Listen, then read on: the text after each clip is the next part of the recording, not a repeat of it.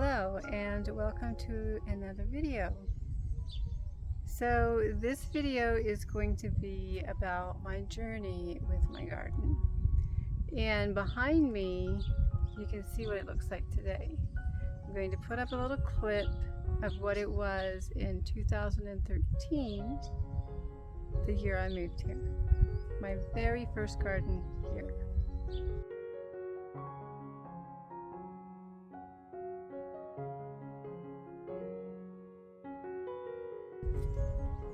So I will just kind of walk around and talk about this, and I'll be putting in these little clips from the different stages. So the year I moved here, I moved in July, and apparently I got my garden in right away. I went back home to get my stuff because I had it stored in Delaware until I was able to find a place and move here. So I went back to get my stuff, and I did something before I went. I took a little rototiller, just a tiny little one, and I did a small section. Whew, mosquitoes or flies or something. And when I got back, it was a disaster. That little part was so full of bindweed, it was absolutely ridiculous. And I said, well, I'm not doing that anymore. So I was soon on my way to permaculture.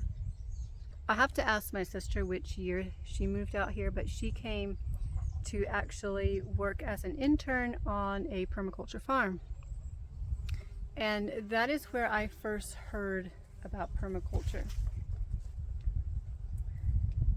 And at the time, I didn't really understand what was so different about that versus what I do anyway. Well, I soon learned.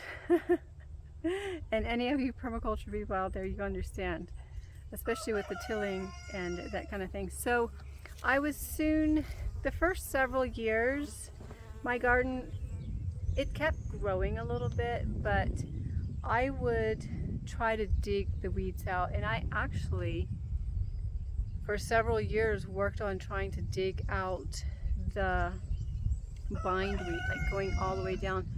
And to be honest, this area up here, I had it pretty good. And there's the garden.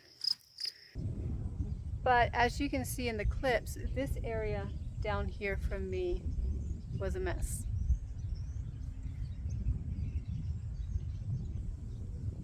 It might be too windy right now to record. I'll come back in a little bit. So I decided to wear a hat because I was having to squint a little bit too much even though it's overcast. I'll go ahead here and show like a slideshow of just the next couple of years, kind of how the garden grew. I did not get very many pictures during this time. I'm not sure why, probably because it didn't look very pretty. And I do know that I try to take beautiful photos, and so if it's messy, I have to intentionally take those messy pictures. So either that or somebody else has to take them. Like maybe right here you might be seeing the one of me and my muddy clothes, or in my robe in the garden. That was taken by somebody else. Jared, of course. But yeah, over the next several years, the garden continued to grow a little bit. I didn't have a very good fence. The deer kept coming in. I kept having these little trees start growing in the garden, but the deer kept nipping them off. And yeah, it was just a little bit of a mess like that. So in the spring of 2018, I realized that Jared's family had a greenhouse that they had never used, and it was out on the property where he grew up.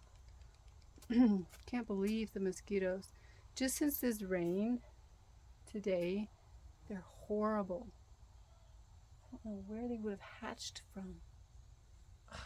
Just out of the ground or something. Bleh.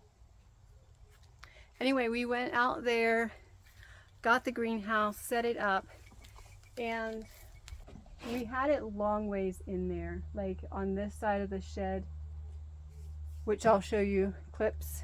And I wanted to plant straight into the garden, into the ground, because here's another thing. I'm kind of giving you this journey, but I'm not really talking about what the soil was like, how my growing went, and that kind of thing. So the soil is a heavy clay, like a really heavy clay. But if I planted into this soil and watered it a little bit, it went crazy. Probably the second year I was here, I think I already had a little fence up. It was either the second or third year. And I planted some things, and somebody was here, did not expect me to be a gardener. I don't know why. This person was like, thought I had an erratic energy or something, and maybe I did. But I don't know, somehow he just didn't expect me to be able to garden. But he saw my garden one time and commented to my sister about it, that he was like, wow, her garden is just really growing. It was really funny. I don't have a picture of that garden. I don't know why, because it was gorgeous. It had a lot of weeds, but the plants were just going crazy. So I wanted to plant with the greenhouse, I wanted to plant into the soil, which I did, but then there's the battle of the weeds. And you can kind of see here how, I think it was 2 years we had the greenhouse like this. And some things did well, some things did not. Again, like the tomatoes, I just really struggled with the tomatoes. See, my thing here is I did get some tomatoes, a handful here and there. You can see this in my baskets from my harvests. But I was always looking for, and still am, looking for enough tomatoes to make sauce. I like to make my own sauce. I call it pizza sauce, but it can be tomato sauce, whatever. I make my own sauce. It's extremely yummy, and I never get enough tomatoes for that. So I'm gonna walk out here and show you why I think that might be. I'm also going to let my chickens out.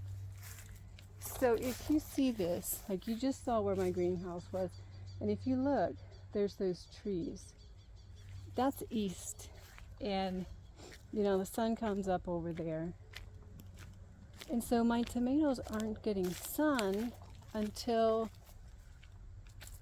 halfway into the morning.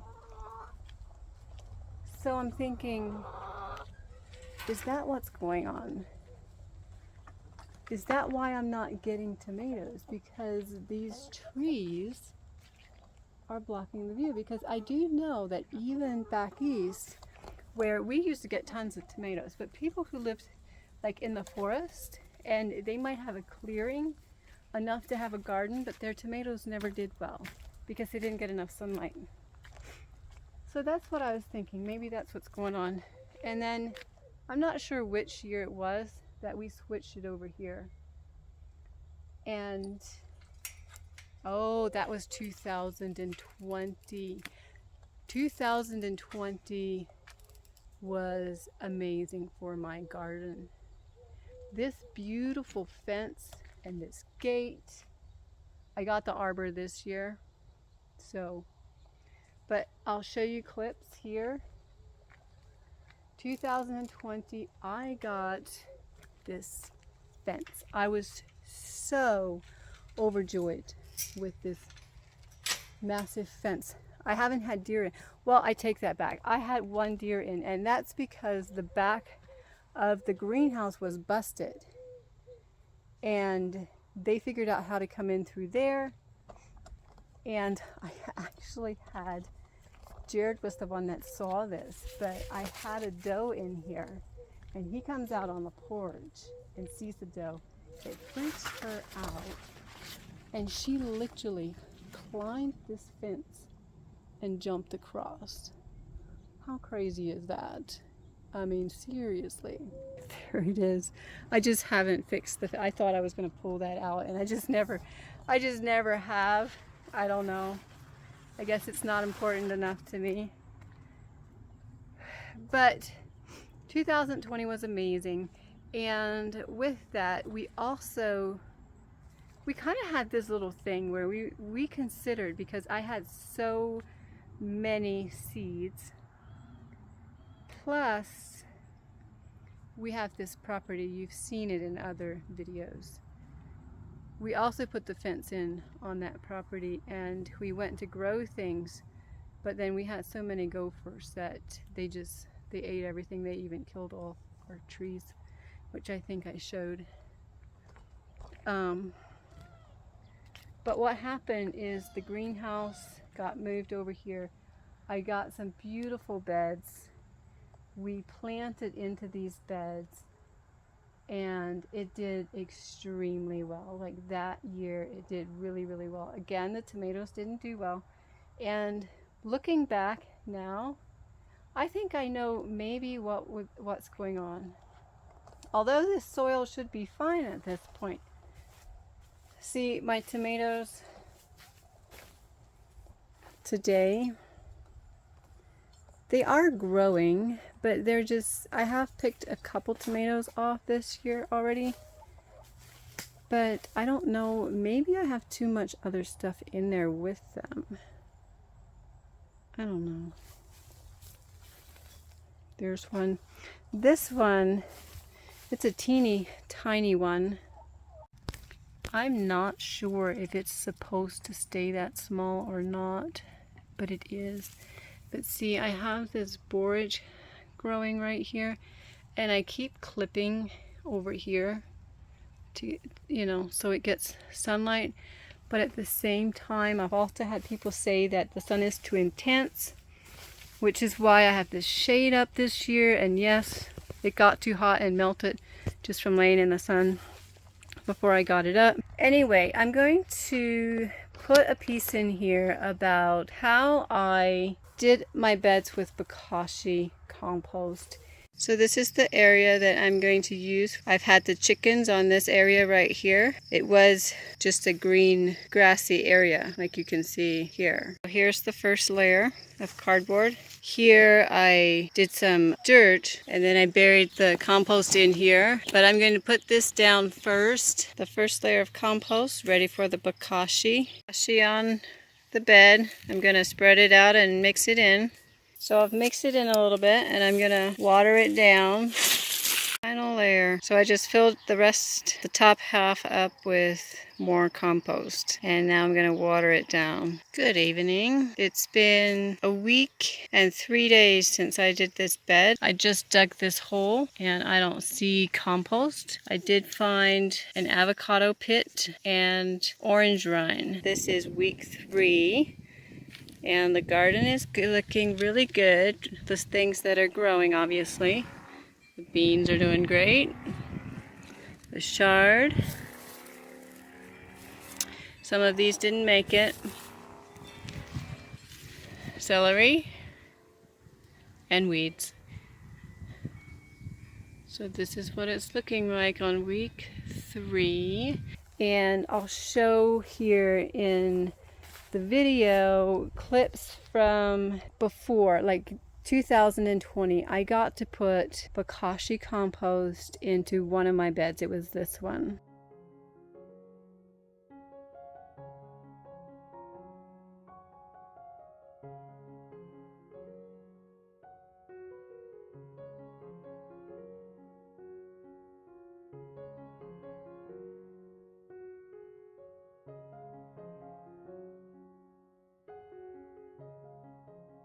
And they're just wild.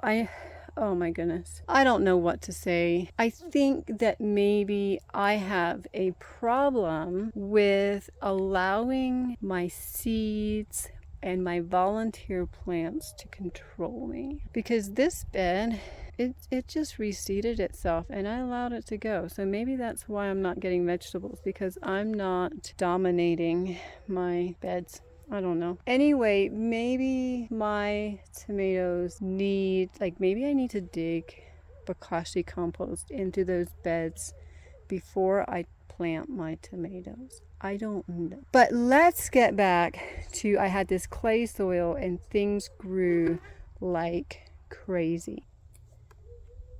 When I went to start putting in my no dig, because you can see in these clips, even 2020, my garden was still a weedy mess. I had this bed in, the one that I just showed you was all volunteer. That was my first square foot garden, which did really well that first year. I put bokashi compost in it.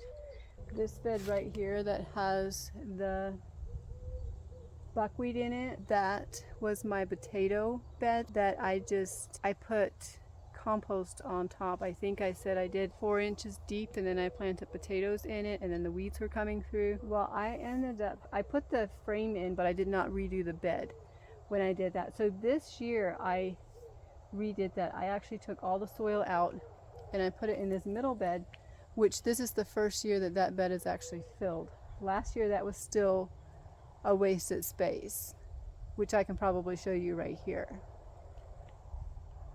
And so this bed right now has fresh soil in it. And I'm building that soil with the buckwheat. And I have cilantro in there. And then I'll probably chop that buckwheat down and allow it to decompose on that bed this year.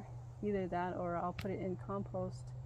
And then I'll cover that with compost in the spring. It was also, I think it was 2021 that I did the strawberries. So the strawberries, I had them in, just planted into the ground. They did great, but they just kept climbing, and then they were down halfway through that second bed. And so I didn't want that because they're the ever-bearing strawberries, and it was taking up too much space for the amount of berries that they give. This is just a nice place for the kids and I to come and find a strawberry every now and then. The first batch is usually nice. Like I could probably get enough to make a strawberry rhubarb pie if I didn't want to eat those first strawberries fresh, but that's about the only time that I get enough to maybe make something out of them. Otherwise we just eat them as they come. You know, it's a few here, it's a few there.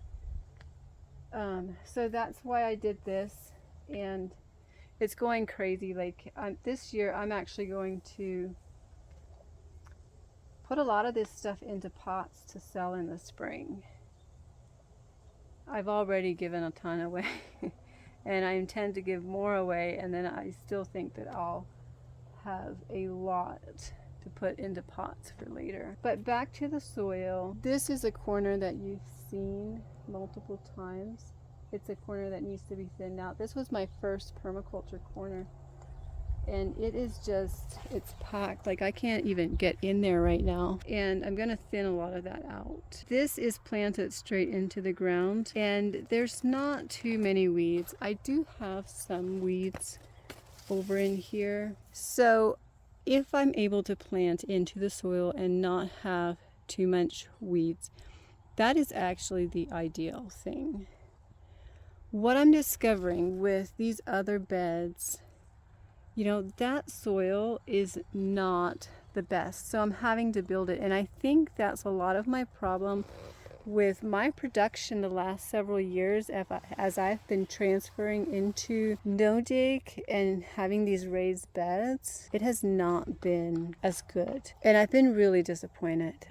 I've been disappointed. And as I went back and was looking at these things, I was starting to remember, and I was like, you know what? I remember saying to Jared, it's going to take a while, and I'm going to have to sacrifice getting a good crop until I have my soil built up. And probably because I haven't been making my own compost is why it's been taking so long. I have been making this fertilizer from Comfrey, and then you dilute this into water and water your stuff that way. I've been doing that, but I don't think that's enough. And obviously this is the first year I'm making compost, and hopefully in the spring I will have enough to really boost these beds. These I transplanted into the soil, and they have the wood chips around them. They seem to be doing fine, which a lot of the perennials actually do. It's the vegetables that I have a problem with. That's kind of how this whole area right in here is.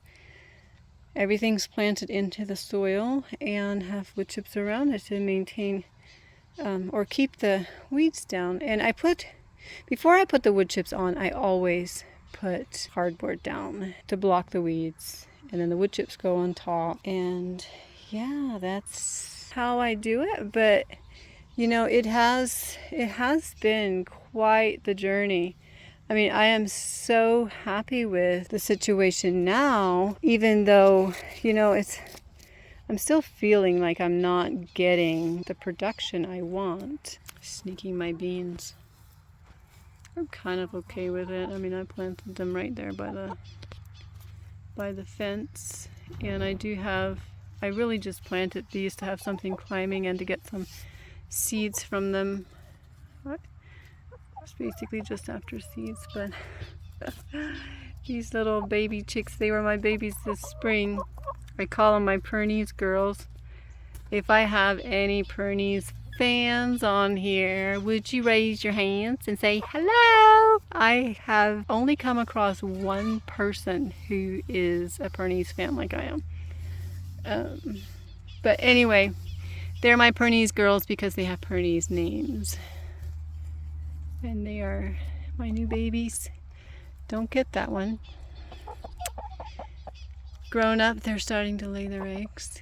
But yeah, that is my journey so far, and I feel like, well, I always have the frustration of not being able to grow tomatoes, and that really bums me out. And then also the short growing season. So somehow I'm just going to have to figure out that balance of what to grow according to what I have here. I'm this girl from the east that's used to being able to grow whatever she wants with hardly any effort. I am really getting used to this. I've been here, goodness, how many years? Well, I've had this garden for 9 years now. Jerusalem artichokes are going to be blooming soon. But yeah, I have this thing where, like, this year I am so extremely happy with my garden, but then also with my zucchini and my melons, and I don't even try to grow corn or watermelon anymore. And I do have a friend, and she is just across the way, like between here and the highway, and she's like, oh, we can grow corn. I don't know, is it these elms behind me that are keeping this from happening? Is it that? And then at the same time, I'm like planting trees to get some shade in here so that I don't scorch my plants, during the it's so tricky, because at the beginning of the season you have to wait. Like the cold weather crops do great. They are amazing. But then June, July, that's our hottest part of the year, and the sun is so intense before the monsoons come, and things struggle because of that. And honestly, my little melon, it has finally started growing and having blooms just in August. Here in my pocket of this zone, I can expect my first frost September, around the equinox,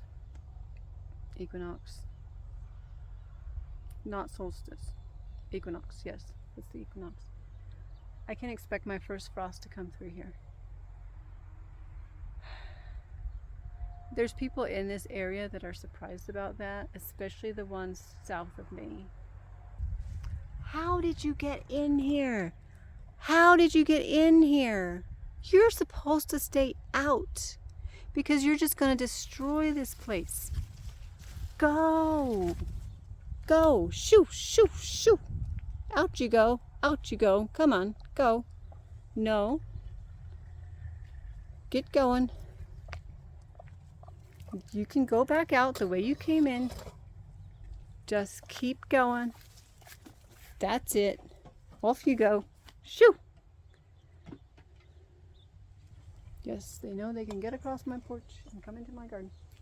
But yeah, that's kind of my struggle with no dig. You can see my perennials. They are amazing. But I don't have fresh vegetables.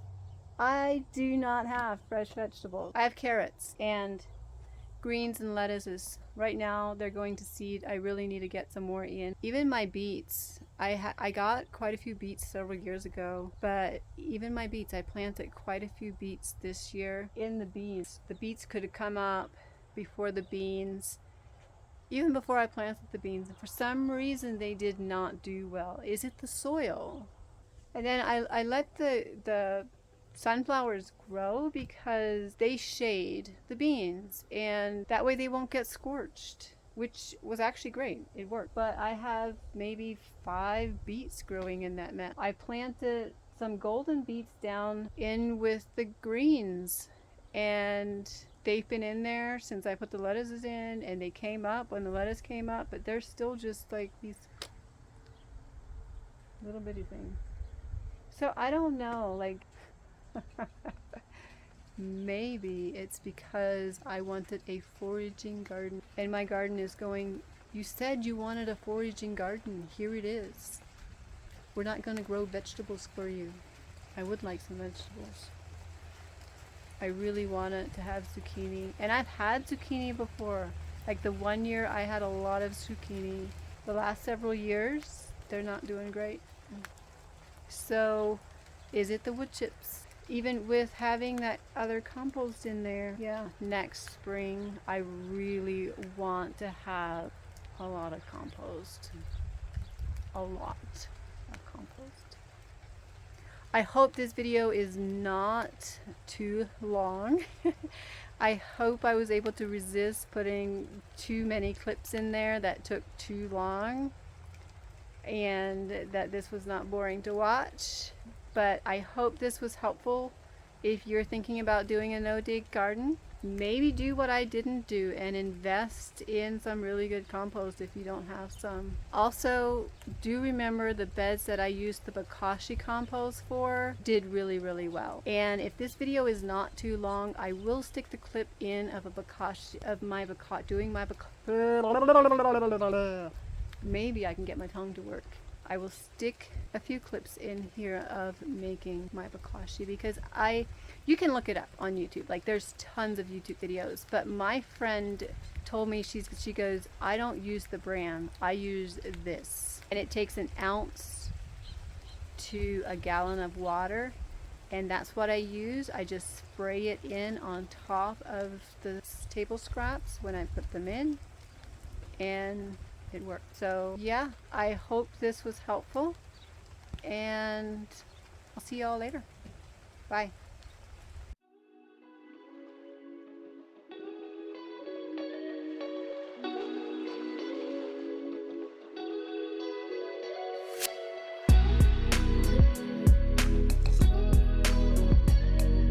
You want tomatoes in the dark. You can get your own stupid tomatoes and pick them up on the counter if they don't. It's too dangerous. Or at least get the cobwebs off. What are you doing? Waiting for your dance.